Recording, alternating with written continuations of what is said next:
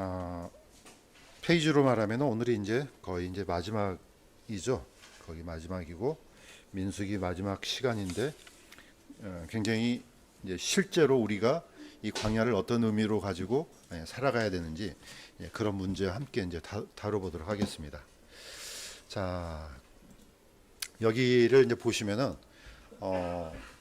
민수기 자체가 수를 백성들의 수를 세는 것도 있지만은 또 한 가지 제목이 광야에서라는 제목을 갖고 있습니다. 그런데 이 광야하고 말씀은 별로 관련이 이제 없어 보이잖아요. 이거는 이방인의 언어로는 전혀 관련이 없어요.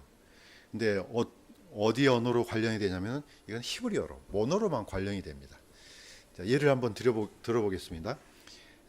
살다, 거하다라는 단어가 히브리어는 샤칸이라 그럽니다. 샤칸인데 이게 앞에 이제 접두어로 미가 M이 붙으면은 미시칸 그러면은 장막, 하나님이 거하는 성막 이런 걸로 이제 바뀝니다. 그러니까 약간 앞에 어떤 접두어가 붙어서 추상명사나 관련된 다른 명사로 바뀌거든요.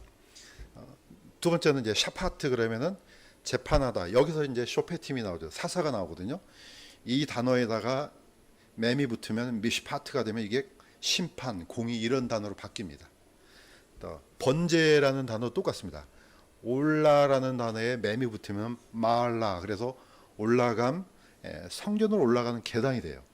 이게 이제 시편 120편에서 134편에 보면 제목이 올라가는 노래라는 있습니다.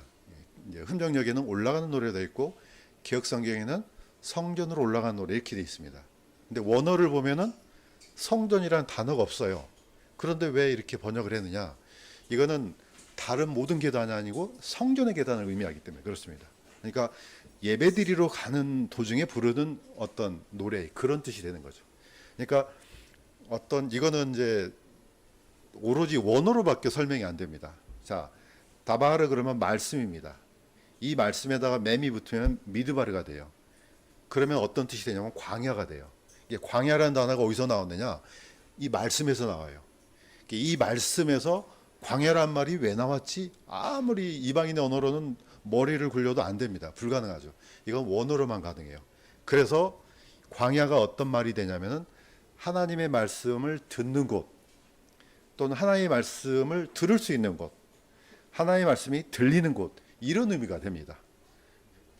그러니까 이거는 뭐 방법이 없어요. 이렇게 뭐 어떤 자랑하려는 게 아니고 원어로밖에 설명이 안 돼요. 그래서 광야하고 말씀은 아주 밀접하게 관련이 돼요. 자, 신명기의 뜻이 뭡니까? 나중에 말씀들이 돼요. 민수기에서 이어지는 게 바로 이 이유 때문에 그렇습니다.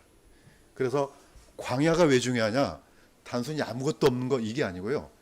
하나님의 말씀을 들을 수 있는 곳 이런 의미가 되기 때문에 중요한 겁니다. 자, 그런 의미로 쫓아가면요. 신약 성경의 모든 과정들이 다 이해가 됩니다. 자, 한 장면 더 보겠습니다. 자, 자주색 옷감 장수 루디아가 있습니다. 사도 바울이 이제 빌립보 지방에 가서 이제 혹시라도 거기에 유대인이 해당이 있는가 봤더니 없는 거예요. 자, 유대인들은 규칙이 있어요. 해당이 없을 때는 어디에 모이느냐? 공터에 모여요. 그냥 빈들에 모이든지 또는 강가에 모이든지 사람이 없는 곳에 가서 10사람이 채워질 때까지 기다려요. 성인 남자. 그러니까 13살 이상의 유대인들이 10명이 돼야 돼요. 그 전까지는 해당을 만들 수가 없습니다. 그러니까 사도 바울이 해당이 없구나 하니까 그러면 여기에 있겠구나 알죠. 감각적으로. 그래서 이제 강가로 갔거든요. 자, 여기서도 보면은 사람들이 늘 기도드리는 강가에 자주색 옷간 장수로서 하나님께 경배하던 루디아라 하는 어떤 여자가 우리 말을 들음에 자, 사도 바울이 선포했던 말을 이제 들은 거죠. 그러니까 어때요? 누가 주께서 그녀의 마음을 여심으로 그녀가 바울이 말하는 것들에 주의를 기울이느니라. 광야가 이제 물리적인 광야도 있지만 마음의 광야도 있습니다. 그러니까 이미 루디아는요 광야에 서 있는 거예요. 어디에? 마음의 광야에. 하나님을 기다리면서 그 말씀을 기다리니까 어떻게 해요? 들려오죠. 우리 보통 그냥 아무나 되고 말씀을 전하면 막 들을 것 같잖아요. 안 되잖아요. 안 되는 이유가 뭡니까? 그 마음이 광야가 안 되니까 그렇죠. 모든 이 원리가 다 똑같아요. 온전히 하나님의 말씀을 듣고자 하는 그 마음 상태가 안 되면은 이게 안 되는 겁니다. 그랬더니 하나님께서 마음을 열어 주셨어요. 왜냐? 그녀가 루디아가 광야에 서 있었기 때문에. 그래서 어떻습니까? 그 말을 듣고 침례를 받았습니다. 침례를 받고 루디아의 가족들도 다 침례를 받습니다. 어떻게 보면 이제 이렇게 해서 빌립보 교회의 시작이 이제 되는 거죠. 이제. 자, 그래서 광야 말씀을 듣는 거 이게 항상 같이 가져가야 돼요. 이게 광야란 말만 우리가 이해를 하면 안 되고 광야 뒤집으면 뭐요? 하나의 말씀을 들을 수 있는 곳 이렇게 이해를 해야 됩니다. 그래야지 이게 들려옵니다. 자, 이스라엘 역사를 보면요, 침례 요한이 너무 중요하잖아요. 침례 요한이 어디서 선포했습니까? 저는 처음에 읽을 때 이게 너무 웃겼어요. 왜냐? 아니 보통 말씀을 선포하려면 어디서 가서 해야 됩니까? 시장 어기나 사람들 많은 데 가서 하나님의 말씀을 선포해야 되는데 이분은 어디서 선포해요? 광야에서 선포해요. 그럼 누가 들어요? 그런데 사람들이 찾아오지 않습니까? 이거는 같이 한번 읽어보겠습니다. 마태복음 3장 1절에서 6절을 요약했습니다. 시작. 침례자 요한이 와서 유대의 광야에서 선포하여 회개하라 하늘의 왕국이 가까이 왔느니라 하였으니 그때 예루살렘과 온 유대와 요르단 사방의 온 지역이 요르단 속에서 그에게 침례를 받더라. 침례 요한이 광야에서 선포하니까 그 소리를 들으려고 예루살렘과 온 유대와 그 지방에 있는 많은 사람들이 와서 듣고 침례를 받았습니다. 이게 어디서 일어난 일이냐? 광야에서 일어난 일이죠. 그러면 왜 광야냐 이거죠. 이게 계속해서 끊임없이 뭐하고 연결됩니까? 이게 신약 성경이지만은 다 민수기하고 연결이 돼요. 자, 그랬더니 놀라운 일이 일어났습니다. 누구도 찾아옵니까? 바리새인들과 사두개인들도 찾아와요. 어디로? 거기서 광야로 옵니다. 자, 이건 제가 읽겠습니다. 바리새인들과 사두개인들 중에 많은 자들이 자기에게 침례를 받으러 오는 것을 그가 보고 왔습니다.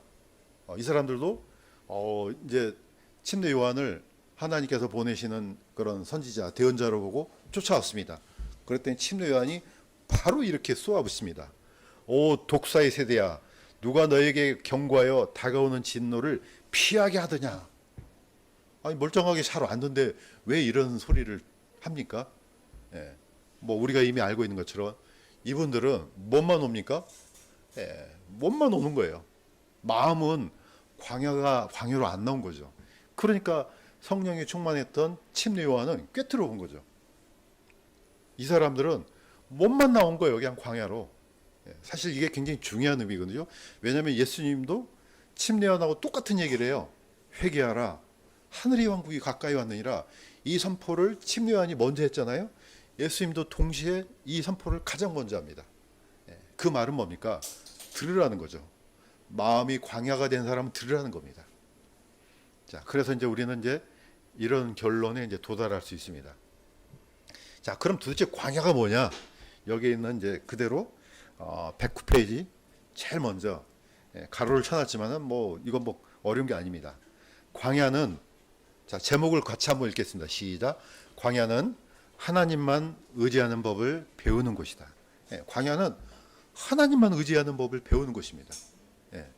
자, 2주 전인가, 1주 전인가, 우리 이제 엄전사님이 저기 뭐했죠? 오병이어 했잖아요. 이 오병이어를 기적을 베풀었던 지역이 광야예요. 이게 사실 어떻게 보면 포인트예요. 중요한 포인트. 마태복음 14장 15절에 보면 이렇게 되어 있습니다. 제가 읽겠습니다. 저녁이 되매 그분의 제자들이 그분께 나와 이르되 이곳은 외딴 곳이요 때도 이제 지났으니 무리를 보내어 그들이 마을로 들어가 스스로 양식을 사게 하소서. 어떻게 보면 예수님이 일부러 광야에서 선포하죠. 근데 사람들이 어마어마한 사람들이 몰려왔습니다. 자, 저녁이 됐습니다. 외딴 곳이에요. 먹을 게 어디 있어요? 아무것도 없어요. 이때 예수님께서 무슨 기적을 베풀어 주셨습니까? 오병이어 기적을 베풀어 주시죠. 이게 포인트는 광야라는 겁니다. 저녁이 되니까 어디 가서 뭐 살 데도 없어요. 양식을 어디서 구해요? 캄캄한데. 외딴 곳이에요. 뭐 옆에 가게가 있는 것도 아니고 뭐 시장에 있는 것도 아니에요. 아무것도 먹을 수 있는 것을 구할 데가 없습니다. 그랬더니 보리빵 5개와 물고기 2마리를 가지고 있던 소년이 이걸 하나님께 예수님께 드렸습니다. 예, 이걸로 이제 어떻게 보면은 성인 남자 5천 명, 그러면은 남녀 뭐 다 합치면은 거의 한 10,000명 가까이 되지 않겠습니까? 이 사람들이 이 조그만 걸로 다 먹었습니다. 자, 이게 이 기적을 베풀었던 곳이 광야라는데 그 의미는 뭡니까? 하나님의 말씀을 이곳에서 사실 들을 수 있다는 포인트가 있다는 거죠. 예, 민수기 말씀하고 똑같습니다.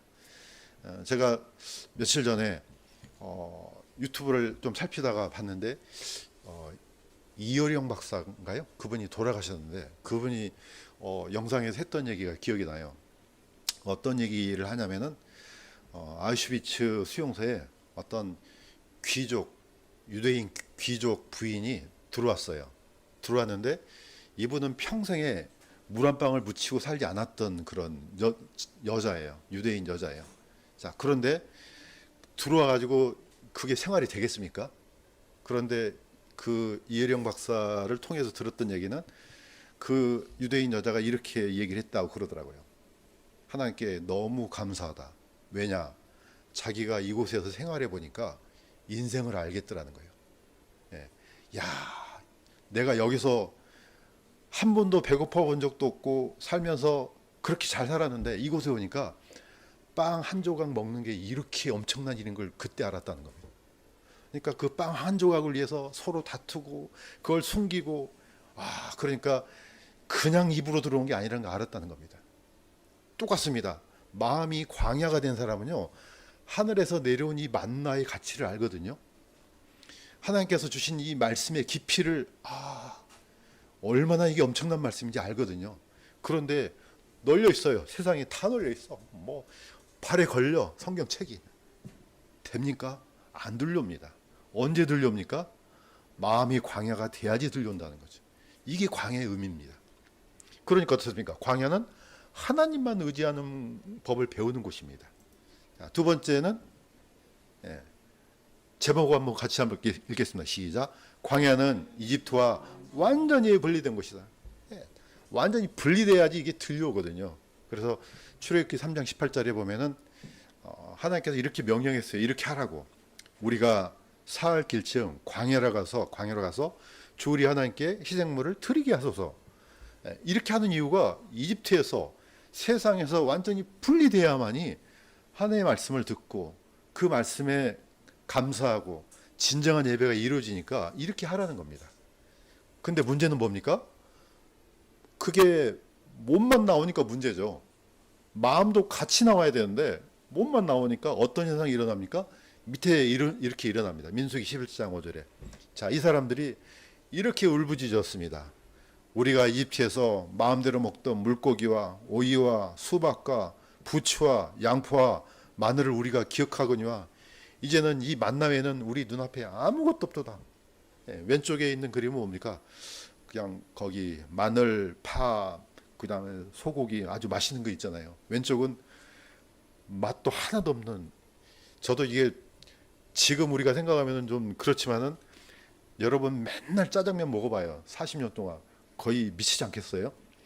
40년 동안 이것만 먹으라 그러면 진짜 그럴 것 같아요. 맛도 뭐 이게 맛있는 게 아니에요. 내가 보니까 맛이 하나도 없는 것 같아요.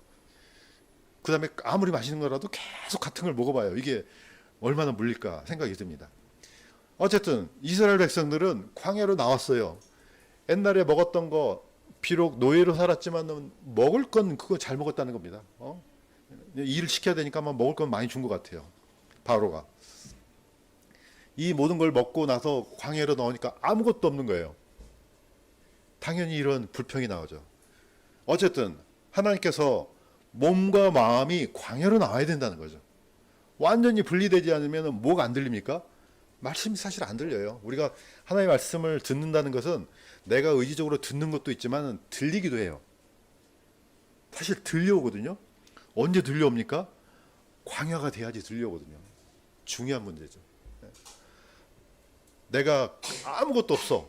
누구도 의지할 수 없어. 길도 없어. 그럼 어떻습니까? 하나님의 음성이 들려오거든요. 이 말씀이 들려오거든요. 그런데 그냥 걱정, 근심, 그 옛날에 막 그 여러 가지 생각들 이렇게 되면은 그 안에 말씀이 채워질 리가 없죠. 불가능하죠. 자, 그래서 광야는 완전히 세상과 이집트와 분리된 곳이다. 우리가 이렇게 정의를 내릴 수가 있습니다. 자, 세 번째 정의는요. 제목을 같이 한번 읽겠습니다. 시작. 광야는 하나님과 동행하는 곳이다. 예, 뭐 동행할 수밖에 없죠. 우리 동행 그러면 떠오르는 단어가 이제 에녹이지 않습니까? 에녹의 전생에는 365년이더라. 예, 365년을 이 땅에서 살았는데 65세에 무드셀라를 낳습니다. 무드셀라를 낳고 300년 동안 동행했습니다. 에녹이 하나님과 함께 걷더니 하나님께서 그를 데려가심으로 그가 잊지 아니하더라. 예, 뭐 이런 길을 걷는 거겠습니까? 생활 자체가 하나님과 함께 늘 걸어갔다는 겁니다. 굉장히 뭐 당연한 거 아니냐? 그렇지 않습니다. 굉장히 어려운 거예요, 이게. 왜냐? 우리도 지난날 구원의 감격을 받았던 사람들은 생각해 보세요. 그때부터 그 기쁨이 동일합니까? 그렇지 않거든요. 뭐 안 그런 사람도 있겠지만 오르락내리락 해요. 어떤 경우는 내가 구원받는 게 맞나? 이런 의심까지 든 사람도 있고, 대마 같은 사람은 막 말씀까지 선포했잖아요. 복음 막 전하고. 근데 나중에 어디로 갑니까? 세상으로 가버리잖아요. 별의별 사람들이 다 있습니다. 그런데 300년 동안 한결같이 하나님과 함께 걸었다. 이건 엄청난 거거든요. 그러니까 하나님께서 산채로 데리고 가지 않겠습니까? 자, 그래서 하늘에는 지금 육체로 지금까지 살아있는 사람이 딱 두 사람 있습니다. 누구죠? 예, 에녹하고 엘리야입니다. 딱 두 사람만이 지금까지 죽지 않고 존재하고 있습니다. 그렇다면요, 그분들도 언젠가 내려와야 되겠죠. 예, 아담 안에 있는 사람들은 죽어야 되거든요. 저는 믿기로는 이 두 사람이 이제 최후의 두 증인으로 와서 하나님의 심판이, 또 하나님의 살아계심이, 하나님의 놀라운 그 능력이 어떠한 것인지를 증명하리라고 저는 믿습니다. 개인적으로 그렇습니다. 자, 마지막으로는 뭡니까? 제목 같이 한번 읽겠습니다. 시작. 광야는 믿음이 증명될 수 있는 곳이다. 사실 우리가 보통 세상 사람들도 두 가지를 던져보라 그러잖아요. 그 사람 댐댐이가 어떻게 보려면 첫째는 뭡니까? 돈을 줘봐라. 그 사람한테 돈을 줘봐라. 그러면은 돈을 받은 사람이 갑자기 돈이 생기면 어떻습니까? 처음에는 막 쪼들려고 살다가 돈이 갑자기 불어나면은 이게 통제가 안 되는 거예요. 이게. 자, 돈이 왜 중요합니까? 아, 나는 이 돈에 대한 내가 주인이 아니고 하나님께서 나한테 맡겨주신 돈이구나. 그러니까 어떻게 보면 이걸 컨트롤을 해요. 하나님께 감사하고. 자, 그래도 잘 모르겠으면 권력을 줘봐라. 예, 통제가 되겠습니까? 사람의 인격은 아무것도 없을 땐 잘 몰라요. 뭔가가 주어졌을 때, 아, 이게 하나님께서 주신 거구나. 내가 주인이 아니구나. 이건 뭔가 들어왔을 때 알 수 있거든요. 우리가 말하는 성군, 다윗도 나중에는 양치기였는데 엄청난 게 들어오니까 처음에는 잘 나가다가 마지막에 한번 넘어졌잖아요.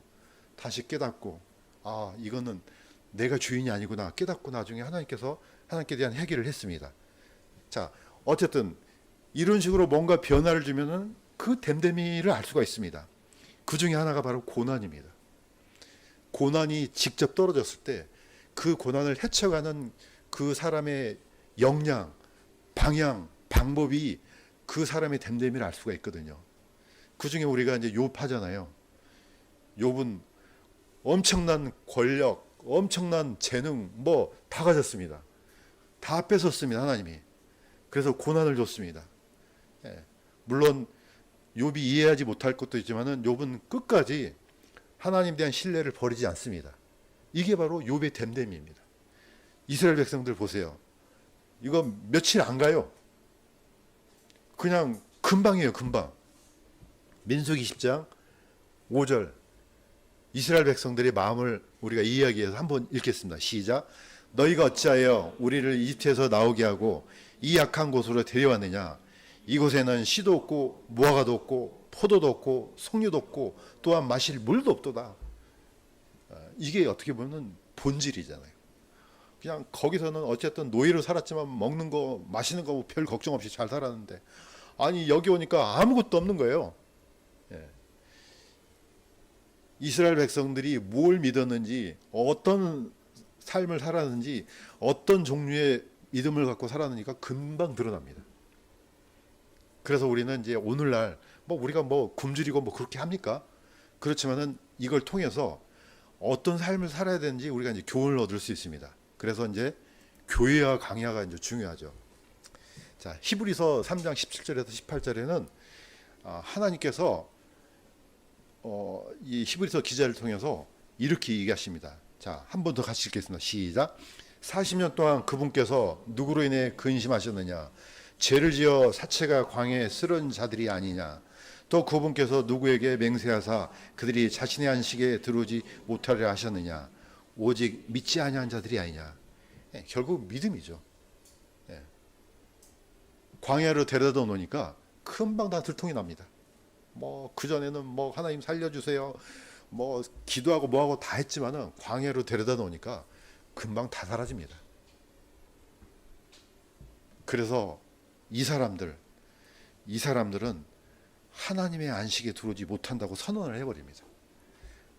모세가 그냥 40일 동안 안 보이니까 바로 금송아지 만들고 뭐 그냥 바로 그냥 뭐 하나님 배반하고. 사실 어떻게 보면은 뭐 여기서 이제 우리의 모습이 이제 보입니다. 우리도 본질적으로 이런 사람이었다는 겁니다. 그러니까 스데반 집사가 이 얘기를 한 거예요. 너희가 40년 동안 하나님께 제물을 드렸냐? 그냥 보이는 그거 드렸지 진짜 드렸냐? 아니라는 겁니다. 모두 다 한 가지씩 주머니다 뭐 갖고 다닙니까? 드라빔을 하나씩 다 갖고 다녔어요. 저 하나님이 아니고 자기들이 믿는 하나님이 따로 있는 거예요, 이게. 자, 오늘 찬양 드렸던 거 관련됩니다. 사마리아 우물가 여인. 왜 예수님이 이 우물가 사마리아 여인을 만나려고 일부러 사마리아까지 갔겠습니까? 이거는 이 여인이 어디에 서 있었느냐? 광야에 섰기 때문에 그렇습니다. 이거는 틀림없습니다. 자, 이거 마태복음 5장 1절에서 3절인데 같이 한번 읽겠습니다. 시작. 영이 가난한 자들은 복이 있나니 하늘의 왕국이 그들의 것이기 때문에. 같은 원리예요. 객성경에는 심령이라고 되어 있는데 어떻게 보면 같은 말이에요. 영이 가난한 자들은, 심령이 가난한 자들은 복이 있다. 왜? 하늘의 왕국이 그들의 것이다. 왜? 광야로 나와서 진짜 하나님을 믿는 사람, 이 사람은 들려오거든요. 복음이 사실 들려오는 거예요, 이게. 그 많은 목사들이 뭐 라디오고 어디고 다 해봤자 그게 들려옵니까? 안 들려와요. 마음이 중요하다는 겁니다. 사마리아 우물가 여인은 남편이 몇 명이에요? 무려 6명이에요. 다 가로치웠어요. 예수님도 아세요. 사마리아에서도 이런, 그때 당시 때는 율법 시대잖아요. 율법 시대인데 이런 여인을 누가 가까이 합니까?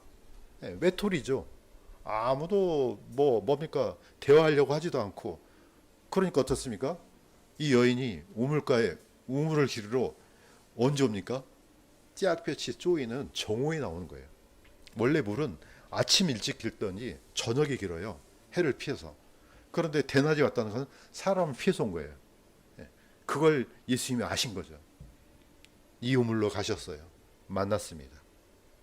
자, 이 여인한테 왜 나중에 바로 내가 그러다 하고 선포하신 이유가 있죠. 누굴 기다립니까? 사마리아 우물가 여인은 딱 한 사람 기다렸어요. 누굽니까? 메시아. 아무도 기다리지 않아요. 딱 그분만 기다렸어요. 그러니까 바로 그 앞에서 선포를 해준 거죠. 이 여인도 마찬가지로 광야에 서 있었습니다. 자, 루디아도 똑같아요. 어디에요? 광야에 있었습니다. 마음이. 그러니까 민수기가 굉장히 중요한 거죠. 수많은 광야를 돌아다녔는데 사람들이 몸만 광야를 돌아다니지 마음이 그렇게 안 되니까 문제인 거죠. 자, 이제 결론을 내리겠습니다. 민수기의 결론은 이겁니다. 자, 이거는 민수기를 통해서 신학 성도들이 이렇게 하라는 겁니다. 히브리서 3장 7절에서 12절 같이 한번 읽겠습니다. 시작. 그러므로 오늘 너희가 그분의 음성을 듣거든 광야에서 시험하던 날에 한 것 같이 너희 마음을 강팍하게 하지 말라. 형제들아, 너희 중에 어떤 사람에게 믿지 아니한 악한 마음이 있어 살아계신 하나님을 떠나는 일이 생기지 아니하도록 조심하라. 예, 우리 그리스도인들은 민수기를 통해서 그들의 실패를 보고 이런 사람이 되서는 안 되겠다. 이걸 우리가 이제 깨우쳐야 된다는 거죠. 그냥 단순히 역사로만 끝나면은 성경 뭐 읽으나 마나요. 우리가 성경을 지식을 얻으려고 한 게 아니지 않습니까? 그 안에서 교훈을 얻고 우리는 이렇게 되지 말아야지. 지금 그걸 얻으려고 하는 거거든요. 그래서 광야에서 내린 결론이 이겁니다. 받지 않느냐? 이스라엘 백성들이 40년 동안 어떤 생활을 했는지. 자, 그러니까 너희들은 마음을 강팍하게 하지 말라. 그러니까 사실 마음이 이집트에 있으면요, 그게 안 들려와요. 그건 불가능해요. 마음이 광야로 가야지. 우리나라 말로는 빈들이 돼야지. 마음이 빈들로 나가야지. 이게 들려옵니다. 그 가치, 그 하나님의 말씀, 그 영원한 생명, 하늘에 대한 소망, 이게 사실 들려오거든요. 이게 보여요, 이게. 그런데 마음이 닫혀 있거나 이집트에 있거나 세상에 있으면 안 된다는 겁니다. 또 설령 구원 받았다 할지라도 이런 일이 또 생겨요. 대마 같은 사람이 또 있잖아요. 대마는 세상을 사랑하여 아마 영원토록 이 성경을 볼 텐데 아마 그냥 그 사람 미칠 거예요. 이거 끝나지도 않아 이거. 자, 이렇게 되지 않도록 하라는 겁니다. 악한 마음이 있어서 하나님을 떠나는 일이 생기지 않도록. 이스라엘 백성들이 매번 갈 때마다 모세와 아론에 대해서 불평하고 하나님 불신하고 이런 일이 생길 수 있으니까 하지 말라는 겁니다. 자, 그래서 우리가 광야를 통해서 얻은 결론은 이 역사를 통해서 우리는 이스라엘 백성들처럼 그런 마음을 강하게 갖지 말고 악한 마음을 갖지 말고 정말 마음을 광야로 만들어서 우리의 마음이 하나님의 말씀을 들을 수 있는 그런 부드러운 마음으로 만들어야 될 줄로 믿습니다. 자, 기도하겠습니다.